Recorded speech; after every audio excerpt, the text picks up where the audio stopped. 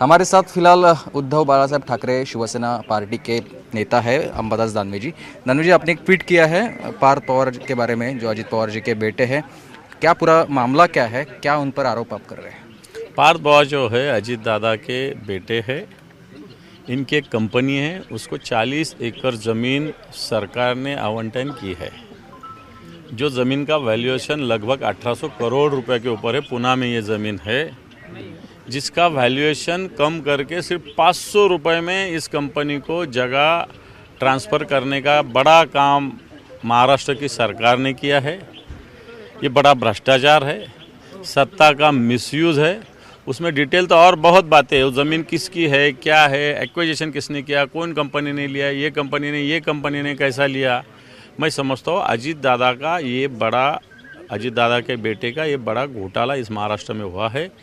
जिस प्रकार एकनाथ खड़से के लिए जो कमेटी की थी कि जो वैल्यूएशन है उससे कम कीमत में ज़मीन खरीदी की गई थी, उसी प्रकार इसमें हुआ है। इसकी इंक्वायरी होने की आवश्यकता है। कुछ 2-4 लोगों को सस्पेंड करके काम नहीं होगा, इसके खिलाफ हम आवाज़ उठाएंगे। एकनाथ खड़से जी का आपने नाम लिया। एकनाथ खड़से जी अभी ये कह रहे हैं कि मुझ पर दबाव था जब मैं महसूल मंत्री था, इस पूरे जो हुआ जमीन खरीदी का जो बात है उस पर।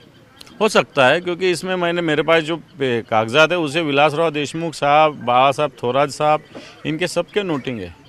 सबके नोटिंग खिलाफ ही है। ऐसा होते वक्त अभी कैसे हुआ? इसका मतलब उस टाइम भी अजीत दादा थे, लेकिन उन्होंने नहीं किया था। अभी के सरकार ने किया। इसका मतलब अभी की जो फडणवीस जी की सरकार है, जिसको देवा भाव कहते, ये तो मेवा भाव हो गए। ये तो हर आदमी को मेवा देते। अजीत दादा को दे रहे मेवा और मिनिस्टर को दिए मेवा।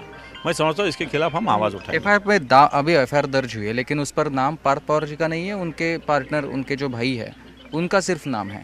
ये देखो, उस कंपनी में जिस पे गुनाह दर्ज हुआ उसका 1% पार्टनरशिप है और पार्थ पवार की 99% पार्टनरशिप है। आप ही देखो कैसा न्याय हो रहा है। जिसका 1% है उस पर गुनाह दाखिल हो रहा है, जिसका 99%, 99% जिसमें शेयर है वो कंपनी में, उस पर कुछ भी क्राइम दाखिल नहीं हो रहा। मैं समझता हूँ ये नाइंसाफ़ी है, अन्याय है, सत्ता का मिसयूज़ है। लास्ट मेरा एक सवाल है। अभी आप तो विरोधी पक्ष नेता थे, अभी आपने भी और कुछ ट्वीट भी किए हैं, आपके पास कुछ डॉक्यूमेंट्स भी है, तो इसके खिलाफ आप आगे क्या कार्रवाई करेंगे या फिर क्या? आवाज़ है। देखो, इसको तो सरकार ने कुछ लोगों पे कार्रवाई की। इसका मतलब सरकार ने ये मान्य किया कि इसमें धांधली है। मैं समझता हूँ अभी जिस पे ज़रूरी है उस पर कार्रवाई की ज़रूरत है। सरकार वो नहीं करे, सरकार को ये करना पड़ेगा। धन्यवाद सर हमसे बात करने के लिए। तो वीडियो जर्नलिस्ट सुधीर के साथ सुमित सावंत, न्यूज़ 18 लोकमत।